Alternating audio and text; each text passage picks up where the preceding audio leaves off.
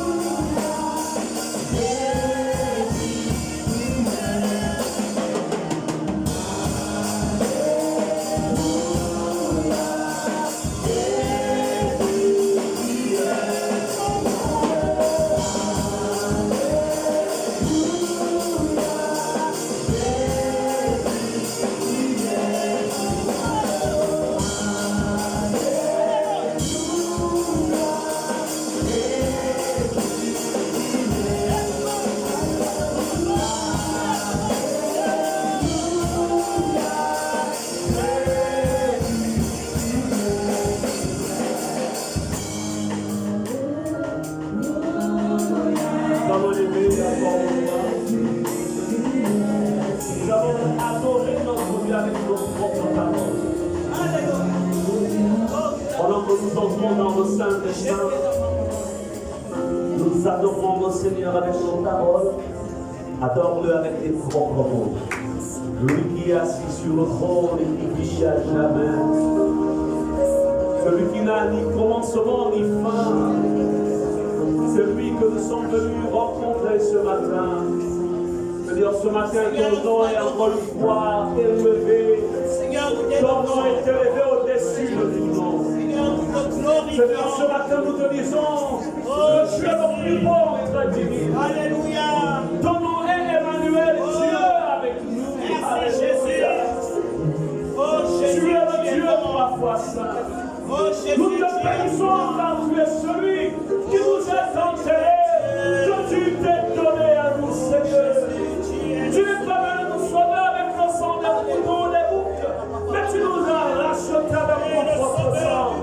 Oui, Seigneur Jésus, toi innocent parmi nous, Seigneur, dans ton innocence, tu t'es donné comme étant incoupable, afin de racheter des hommes et des femmes qui étaient condamnés. Et aujourd'hui, tu as fait de nous des enfants, tu as fait de nous des adorateurs. Oui, Seigneur, comment ne pas t'adorer?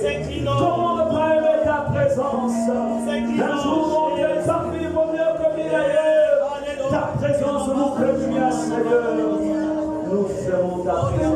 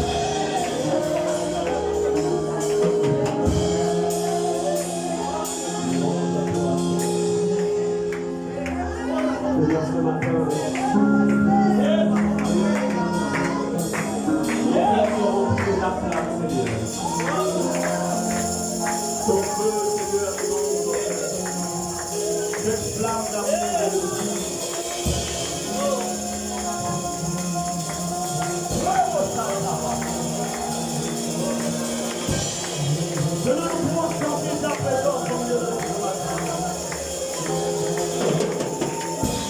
Ce matin, tu confirmes que là où notre femme dans ta main en ce moment, tu es présent au milieu de eux. Seigneur, ce matin, tu viens nous revêtir de ta gloire. Nous réveille de toi. Tu es le restaurateur. On est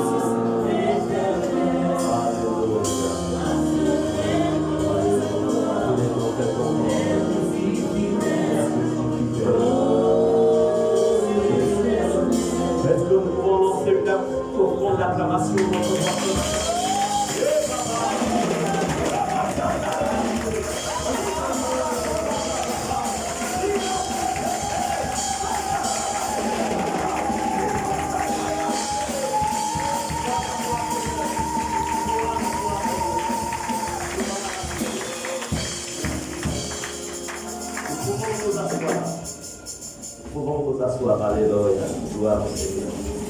Il est le berger si fidèle. Oh, sa présence est merveilleuse. Ça fait du bien d'adorer Dieu et surtout de rentrer dans sa présence. De se retrouver vraiment environné de sa gloire. Alléluia. Ça restaure, ça fortifie. Ça te fait réaliser que Dieu est devant le véritable. Alléluia. Alléluia. Faudrait peut-être aussi que personne pourrait voir avec l'ancienne Sarah. Depuis deux séances, le son il est étouffé. Il faut toujours communiquer. Sinon on ne saura pas. On doit faire une réparation. Amen. Ok. Bonjour à tous. Que Dieu vous bénisse abondamment. Ça fait du bien de vous revoir après une semaine, on va dire, de séparation, puisque le dimanche, c'est le jour où nous sommes devant tous se rassembler. Rendons grâce à Dieu. Je voudrais ici saluer tous ceux qui certainement nous visitent pour la première fois. Vous êtes là, vous avez été invités, vous êtes là, vous faites un signe de la main, nous voulons vous accueillir dans le nom de Jésus. Bien, je pense qu'aujourd'hui, tout le monde est là.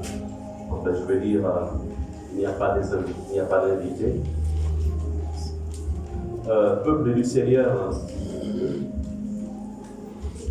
je voudrais ce matin développer une thématique avec vous. Le Seigneur me l'a mis à cœur. C'est d'ailleurs tout ce que nous enseignons ici, le Seigneur nous met cela à cœur. Ce ne sont pas des choses que nous cherchons comme ça. Vous savez, tout le monde peut prêcher, mais transmettre la pensée de Dieu, c'est souvent là la grande difficulté. La pensée de Dieu. Et ce matin, je voudrais aider chacun d'entre vous, nous tous d'ailleurs. Je voudrais ici vous aider à répondre à une question. Vous savez, aujourd'hui, nous ne sommes plus comme les années antérieures. Il y a 20 ans, 30 ans, je dirais même 40 ans en arrière. Là où, en fait, les chrétiens, quand ils appartenaient à une communauté, il naît dans cette communauté, il grandit dans cette communauté et il meurt dans cette communauté. Il ne mangeait que la nourriture de papa et de maman, c'est-à-dire la nourriture de sa communauté. Par contre, aujourd'hui, les choses ont changé. Nous sommes là, ce matin on est à Ephrata, on écoute le message que le pasteur Ghislain a donné, et puis on va à la maison, on a une chaîne, LMTV ou autre, et on va écouter une autre prédication. Si on tombe sur un bon prédicateur, gloire à Dieu. Mais si on tombe sur un illuminé qui va dire n'importe quoi, là encore c'est un problème. Et voici en fait le fidèle qui se dira, mais attends, mais mon pasteur m'a dissocié à l'église. Mais lui, bon, c'est encore pire, c'est un blanc. Vous comprenez encore, dire, ah, si le blanc prédicateur la prêche comme ça, dit que le pasteur c'est ça, le bon pasteur là, c'est sûr que ça ne donnera pas de souci. Vous comprenez ça? Donc, tu n'as peut-être pas de télévision, donc tu n'as peut-être pas de chaîne chrétienne, et tu as juste une tablette ou tu rentres, voilà, Android, et puis lève-toi sur une prédication qui peut aussi s'opposer à ce qui t'a été. C'est-à-dire qu'aujourd'hui, nous sommes dans un monde, en fait, dans des temps assez compliqués. Si tu n'as pas de discernement, tu peux te mettre à manger une nourriture qui n'a rien à voir avec ta croissance spirituelle. Comme aussi, moi je me souviens, quand j'étais en Afrique du Sud,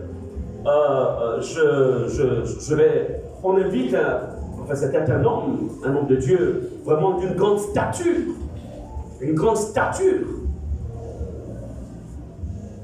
Il est basé en Grande-Bretagne. Il vient à un séminaire. Quand je suis assis, j'écoute la prédication.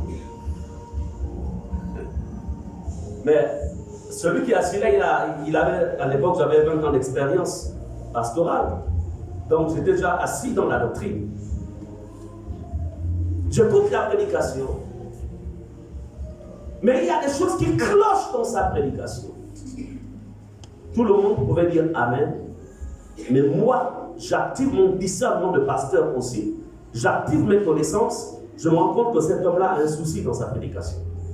Et je dis à celui qui me rend, je ne peux pas, je lui dis, je n'irai pas, je m'arrête là, prochainement je ne fais pas. Le prochain jour, je ne viens pas. Mais qu'est-ce qui m'avait emmené en fait à ne pas continuer à suivre cet homme? C'est le dépôt que j'avais. Comprenez cela? Il y a des appels qu'il avait fait à la fin.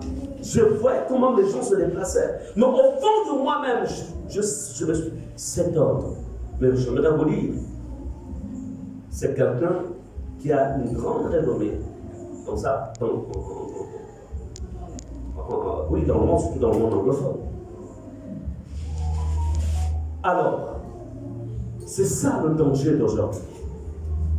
Le danger d'aujourd'hui, c'est que vous pouvez manger des choses qui peuvent paraître bonnes, mais qui peuvent, malheureusement, détruire quelque chose en vous. Voilà pourquoi le thème que je vais développer aujourd'hui, c'est le suivant. Un chrétien peut-il aller en enfer? Là, c'est le thème de genre. Un pasteur, un prophète, un apôtre, un ancien, un diacre, quel que soit le titre que tu peux avoir dans l'église ou la position, peut-il aller en enfer? Je viens ici pour édifier le peuple sur lequel Dieu nous a établis. Je ne prêche pas d'abord aux autres, je prêche à ceux dont, quand Christ reviendra, au jour du tribunal de Christ, parce qu'il y a un tribunal de Christ, il y a une différence entre le jugement dernier et le tribunal de Christ. Le jugement dernier, ce sont les pécheurs et tous ceux qui auront malheureusement rejeté l'œuvre de la croix, qui se présenteront au jugement dernier. Mais nous, nous nous présenterons au tribunal de Christ. C'est deux choses différentes. Le tribunal de Christ concerne tous ceux qui auront servi Christ, auraient suivi Jésus, se seront maintenus dans les voies de Dieu. Tous ceux qui seront enlevés, même tous ceux qui nous ont précédés là, on attend tous le tribunal de Christ. On est sauvés, mais on va être jugé en fonction du travail qu'on a fait. Ce qui n'a rien à voir avec le jugement de contrôle blanc que nous voyons dans le livre d'Apocalypse. Amen. Alors, puisque je sais que je me présenterai devant le tribunal de Christ, mon maître sera là. Et il m'appellera par mon nom. Et me dira, est-ce que tu as travaillé comme je te l'avais demandé? Est-ce que tu as donné le message comme je te demandais de le donner? Est-ce que tu as fait ceci? Ce jour-là, ce sera plus révérend, ce sera plus pasteur, il m'appellera par mon nom. Les titres s'arrêtent sur la terre. C'est pourquoi je me dois de vous enseigner, comme disait l'apôtre Paul, tout le conseil de Dieu. Un chrétien peut-il aller en enfer? Il y a certains qui ont des avis différents sur cette question. Mais nous allons vous donner ce que dit l'Écriture. Alléluia.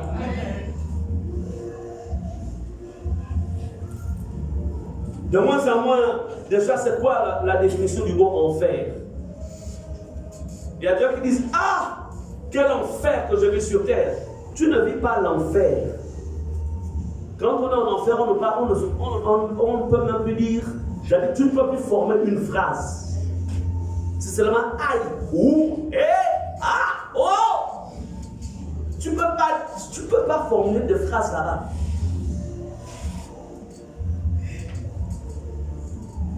Tu ne peux pas formuler de phrases. Pourquoi? Parce que l'enfer est un lieu de tourment. C'est un lieu de damnation.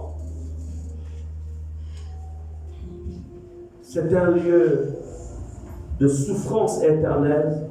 C'est un lieu où Dieu n'y est pas. Et là où Dieu n'y est pas, ça veut tout dire.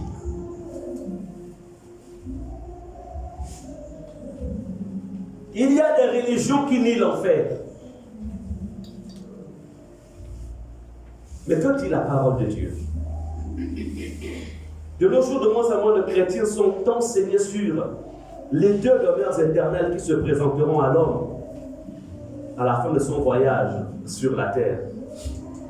Ici encore sur la terre, si tu es fatigué du Gabon, tu vas aux États-Unis. Si tu es fatigué des États-Unis, tu vas en Chine. Si tu es fatigué de la Chine, tu vas à Dubaï. Si tu es fatigué de Dubaï, tu vas en URSS. Non, en Russie, l'URSS n'existe plus. Si tu es fatigué de la Russie, tu vas un peu partout. Mais la réalité, c'est que sur la terre encore, tu as plusieurs destinations où tu peux t'y rendre.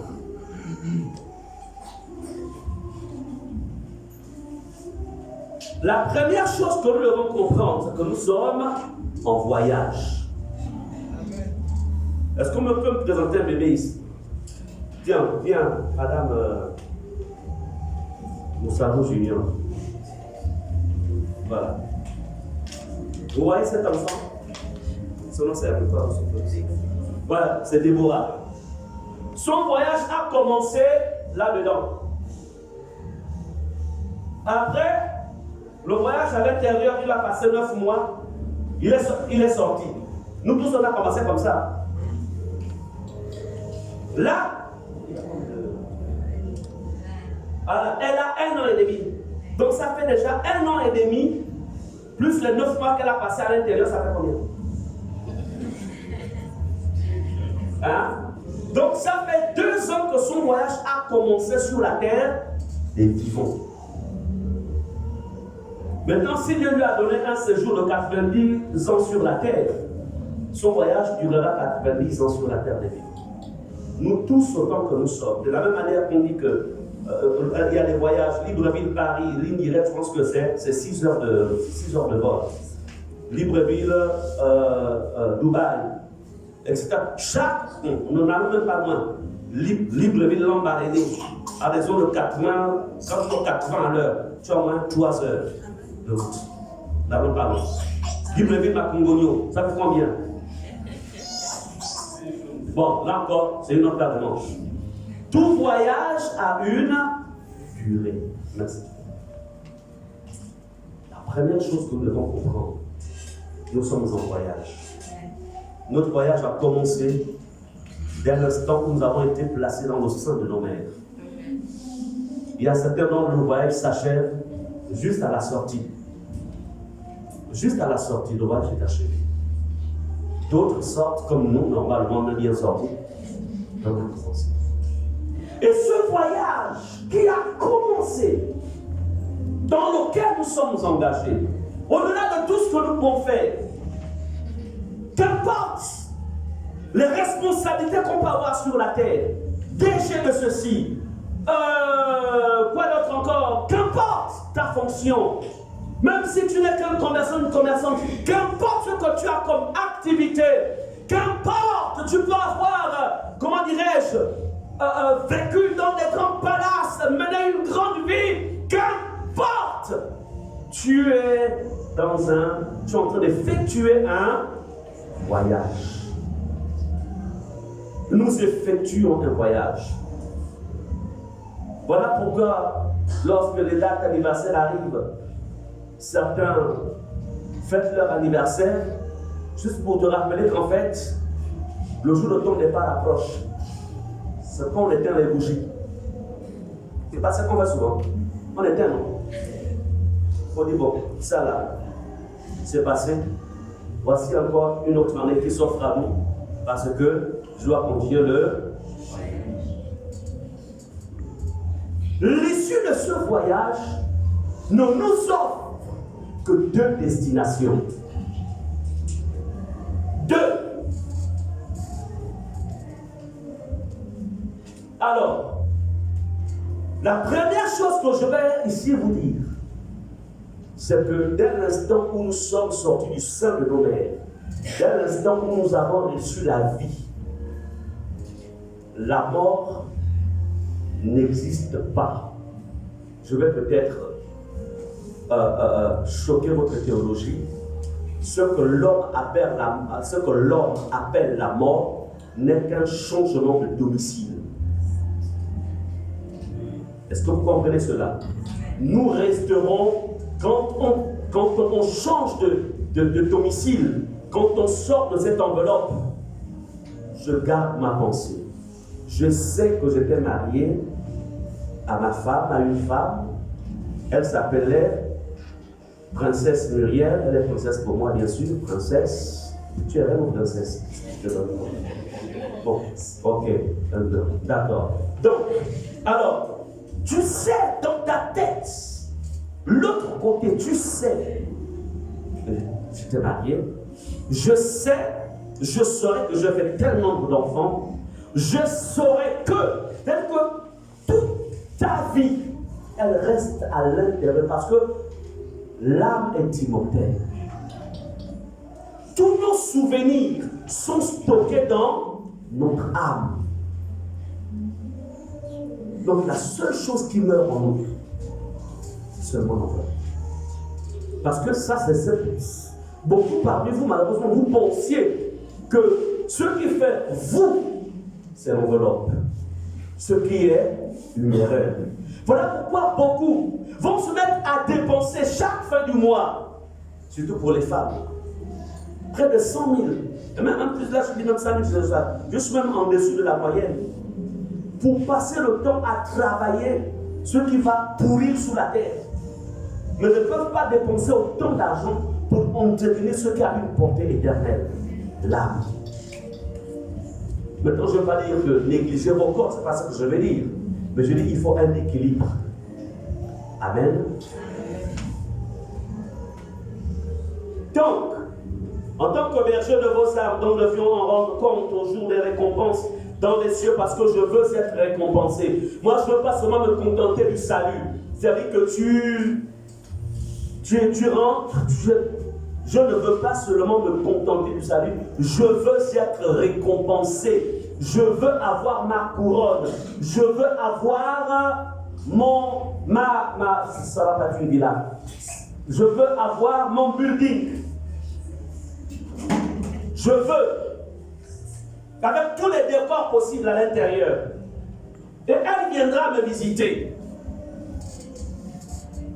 Nous visiterons, bon, bien sûr, pour ceux qui seront dans les buildings. Maintenant, si vous êtes dans, on appelle ça comment? Il y a certaines qui seront en plein air, il y a d'autres qui seront dans des espèces de maisons communes. Mais ce sont des vérités. Quand vous êtes en train de parler au ciel, là, vous pensez que le ciel, c'est tout le monde qui a des positions là-bas. Tu n'as pas préparé ton ciel, tu penses que quoi? La mort de Jésus est seulement venu te donner le salut pour que tu rentres au ciel. Mais ce qui est la suite là-bas, c'est la manière, ça se prépare maintenant. Attends, tu penses que quand moi je te donne les 1000 francs que tu prends le jus de fruits, tu penses que je te donne ça pour rien? Je prépare mon ciel. Quand tu dis prends ça pour le taxi, le pasteur m'a dit attention. Moi je fais avec une intention. C'est pas pour toi que je fais ça. Ah non! Je pense quelque chose de gratuit sur la terre. Je pense que quand ce que je te donne, quand tu es content, mais ce que moi je suis en train de faire, j'accumule mes matériaux là-bas. Il faut un décor, mon salon, les 10 000 que je te donne là, ça me garantit déjà un bon divan là-bas au ciel. Ça ajoute une latte. Vous comprenez cela? Ce que je veux que vous reteigniez, tous les actes de bonté que vous posiez sur la terre en faveur de celui ou de ceux qui sont dans le besoin, ces actes-là, en fait, sont enregistrés et rajoutent votre confort dans le ciel. Ne l'oubliez jamais. C'est pourquoi ceux qui ont le ministère du coup de poing, à l'époque on l'appelait afro, faites afro. Donc quand tu as le ministère de peigne afro là, bon la génération de gens ne connaît pas le peigne afro, là tout le monde ne connaît pas le peigne afro. Il y avait un peigne qui avait... J'ai dit que pour donner c'est compliqué. Attention. Amen. La vie sur la terre est une vie temporaire. Mais là-bas, c'est éternel. Alors, je ne veux pas peut-être ici d'abord m'appréhender au ciel. Il est important que nous répondions tous à cette question. Un chrétien, après avoir reçu le salut, peut-il encore passer son éternité loin de Dieu s'il n'a pas rempli toutes les conditions? Bien-aimés, rappelons-nous que Jésus lui-même, le modèle de l'amour par excellence, quand vous lisez les évangiles, il a beaucoup parlé de l'enfer. Vous allez dans Matthieu, Marc, Luc, Jean, il a parlé de l'enfer. Il a révélé cela à ses apôtres. Paul, Pierre, Jean, ils en parlent. Il y a une sorte de verset dans le Nouveau Testament qui nous parle des mots comme Géhenne, qui signifie enfer. De la bouche de lui-même, Jésus notre Maître. Alors, c'est pourquoi je voudrais ici, combien de chrétiens, combien d'enfants de Dieu pour avoir mangé un mauvais message, en lisant comme ça, en écoutant, on va à gauche, à droite, tous les réseaux sociaux qui parlent de ce type de message, au point où le message est dilué. Que dit la Bible sur l'enfer? Est-ce parce que j'ai accepté Jésus un jour? Si je ne me conforme pas aux voies de Dieu, comme pour dire sauvé par grâce, attention. Est-ce que le fait d'avoir reçu la grâce de Dieu signifie qu'on doit vivre comme on veut et espérer être enlevé, espérer rentrer au ciel? Allons-y dans 2 Thessaloniciens chapitre 1. 2 Thessaloniciens chapitre 1, verset 6 au verset 10. 2 Thessaloniciens chapitre 1, verset 6 au verset 10. Je demande à l'ancienne Sarah de m'aider dans la lecture.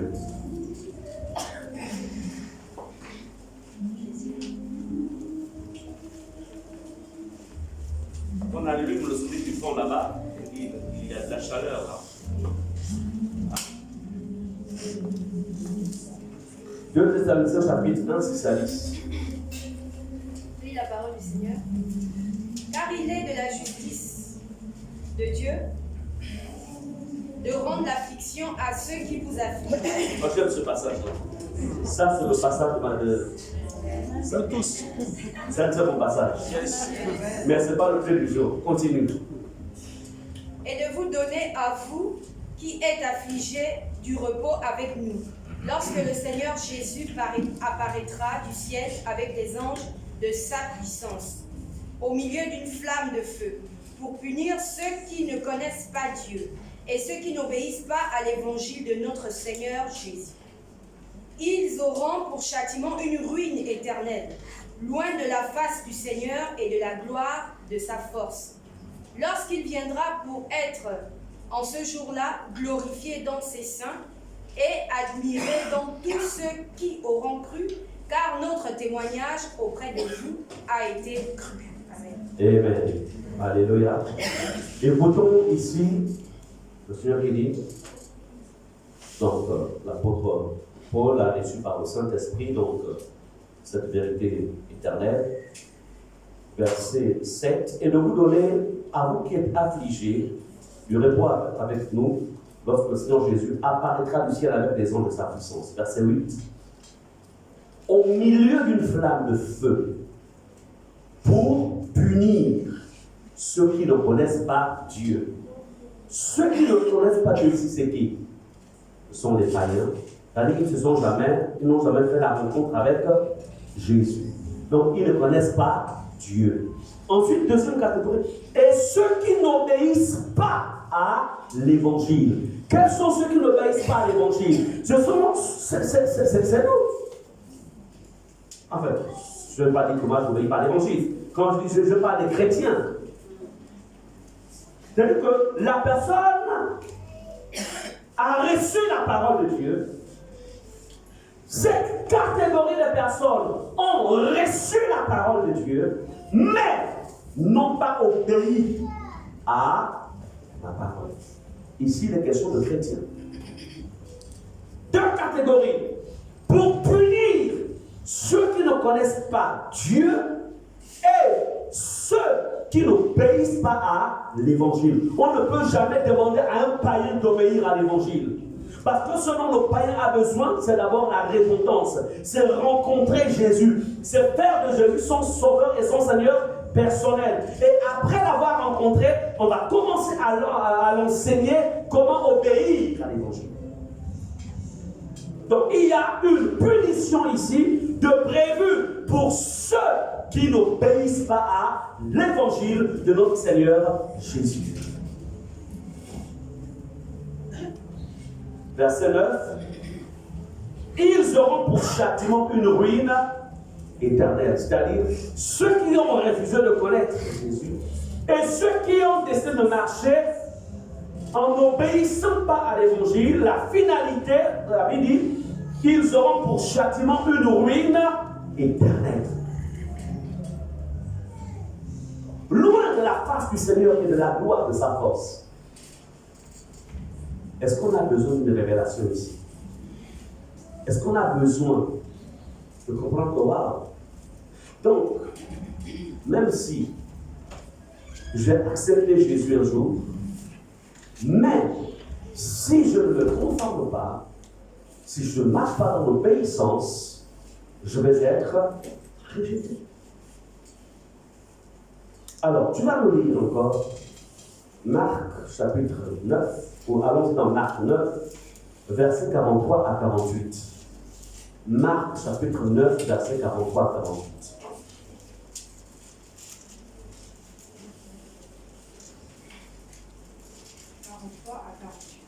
Je lis la parole du Seigneur.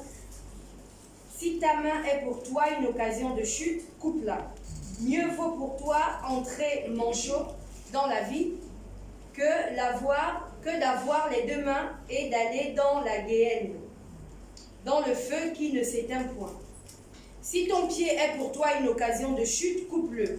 Mieux vaut pour toi entrer boiteux dans la vie que d'avoir les deux pieds et d'être jeté dans la guéhenne, dans le feu qui ne s'éteint point. Verset 47. Si ton œil est pour toi une occasion de chute, arrache-le. Mieux vaut pour toi entrer dans le royaume de Dieu, n'ayant qu'un œil, que d'avoir les deux yeux et d'être jeté dans la guerre, où leur verre ne meurt point et où le feu ne s'éteint point. Car... Amen. Amen. C'est bon, le verset 48. Est-ce que vous voyez ce que la Bible dit ici?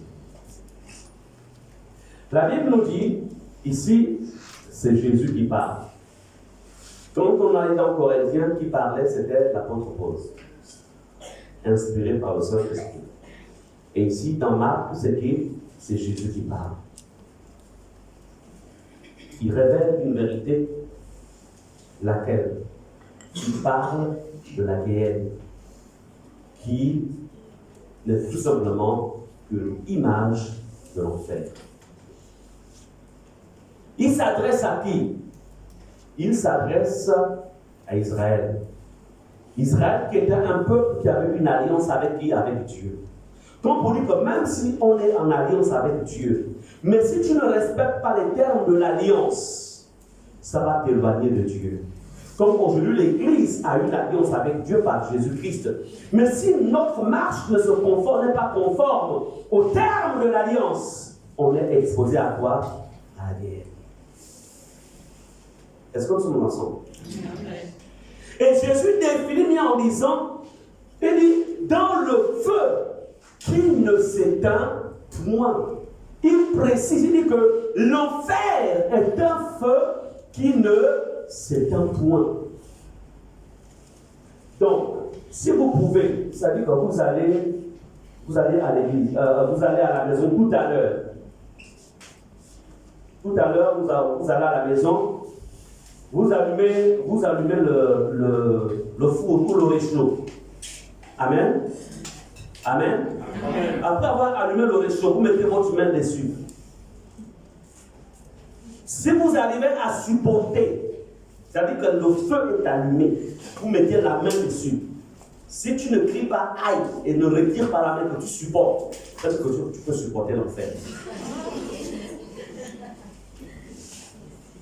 Mais si tu vas rapidement retirer ta main, là encore, c'est-à-dire que sur la terre, tu as la capacité de retirer ta main, parce que tu sais que là, je vais me faire du mal. Mais là-bas, personne ne peut te retirer. Toi-même, tu ne peux pas te retirer. Tu subis. Déjà, la première chose que vous devez comprendre, c'est ici sur la terre, alors qu'on est ici, c'est ici sur la terre que nous avons une volonté. Je peux dire, c'est-à-dire que j'ai le choix. Le choix d'aller à gauche, le choix d'aller à droite, le choix de dire oui, le choix de dire non. C'est ici. Une fois que tu sors de ce corps, la seule chose que tu fais, si c'est à l'hôpital que ça s'est passé, tu attends seulement. Tu es étonné de voir seulement ton corps qui est là étendu et tu es là. Déjà, tu ne sais pas d'abord si tu es mort ou vivant. Généralement, le premier réflexe, c'est que les gens s'étonnent. Mais la personne est là. Elle n'a plus de volonté, de choix. Elle va maintenant subir. Soit